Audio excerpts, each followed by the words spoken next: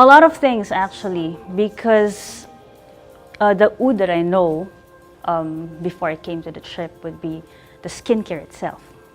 So, but the process in terms of start to finish, from the wood coming from the tree, the agar wood, to the process of distillery. What is a technical term for that?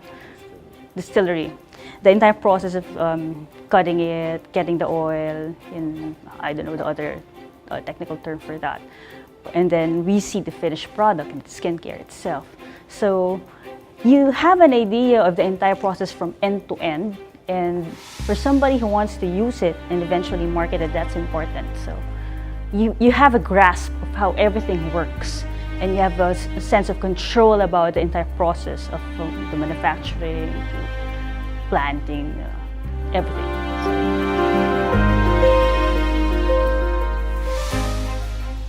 First off, the area is very big. I don't recall how many acres it was or how many hectares it was, but from the looks of it, it's huge.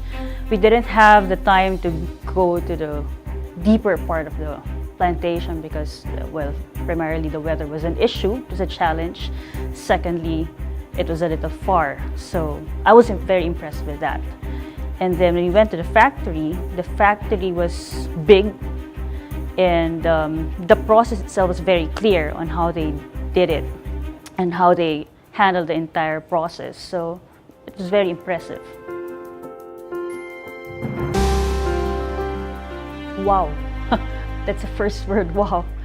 It's elegant, it's beautiful, it's high-end, it's ultra-luxe, if you may call it that. It's, for sure, it's very impressive.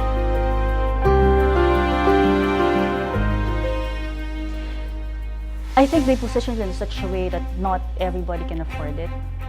So there's a special niche for that market, and automatically it's not for everybody.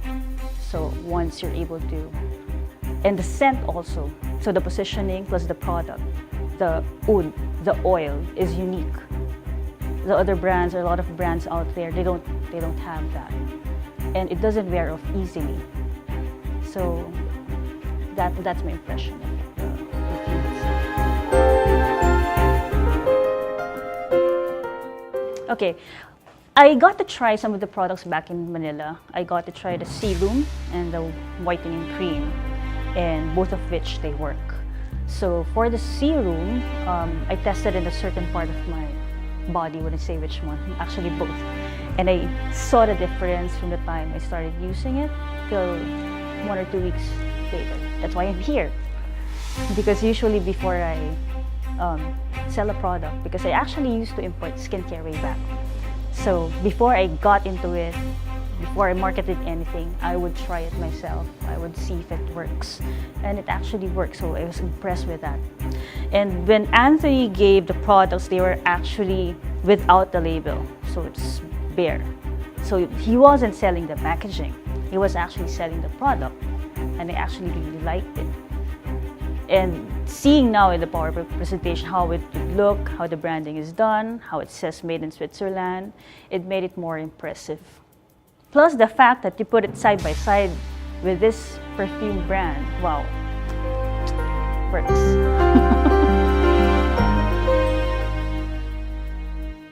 The most important thing in skincare, if I may say that, is that you have a unique selling proposition. You have a unique ingredient, in other words, and that worked for a couple of skincare brands in the past. And so that is the first thing that will make this sell, because oud is new, and it's the first skincare that will be using that. So yeah, that's the first thing. And then, especially if it works, that's the second most important thing. And thirdly, what was interesting, when they were presenting earlier the ingredients, it wasn't just oud and something else.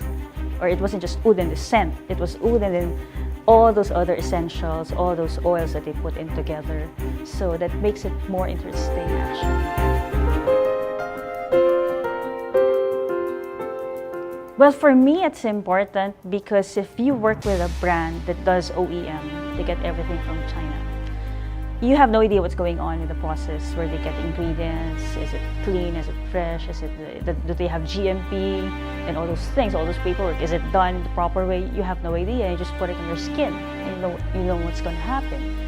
But with this skincare, you see from start to finish how they plant the tree, how they grow the trees, how they get it from the forest plantation, and then they bring it to the factory, how it's done, how they get the oil. So it's very transparent.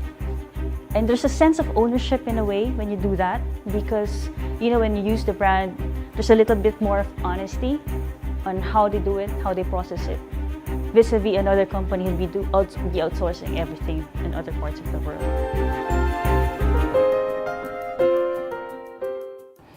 There's a unitary perspective wherein you'd have to integrate all these three.